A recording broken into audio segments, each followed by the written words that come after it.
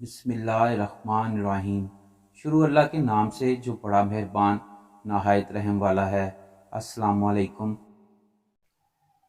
ایک انتہائی گنہگار شخص حج ادا کرنے چلا گیا۔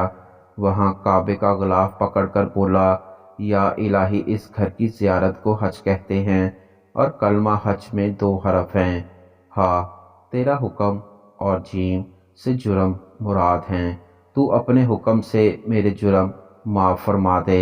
آواز آئی، اے میرے بندے، تو نے کتنی عمدہ مناجات کی۔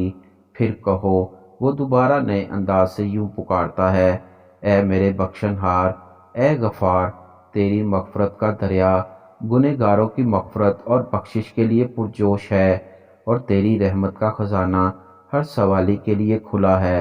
اے الہی، اس گھر کی زیارت کو حج کہتے ہیں، اور حج 2 حروف پر مشتمل ہے، ہا اور جیم۔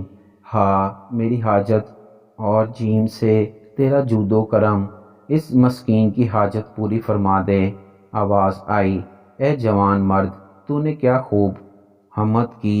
پھر کہو، وہ پھر عرض کرنے لگا، اے خالق کائنات، تیری ذات ہر عیب اور نقص اور کمزوری سے پاک ہے۔ تو نے اپنی عافیت کا پردہ مسلمانوں پر ڈال رکھا ہے۔ میرے رب، اس گھر کی زیارت کو حج کہتے ہیں۔ حج کے 2 حروف ہیں، ہا اور جیم۔ ہا سے اگر میری حلاوت ایمانی اور جیم سے تیرا جلال مراد ہے، تو اپنے جلال کی برکت سے اس ناتواں ضعیف بندے کے ایمان کی حلاوت کو شیطان سے محفوظ رکھنا۔ آواز آئی، اے میرے مخلص ترین عاشق صادق بندے، تو نے میرے حکم پر میرے جود و کرم اور میرے جلال کے توسط سے جو طلب کیا ہے تجھے عطا فرمایا۔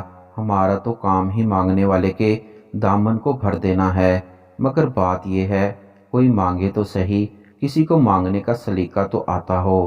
یا اللہ، ہمیں وہ زبان عطا فرما، ہمیں وہ سلیقہ اور توفیق عطا فرما کہ ہم تجھ سے جو نیک دعائیں مانگیں تو ہماری دعائیں قبول فرمائے، آمین۔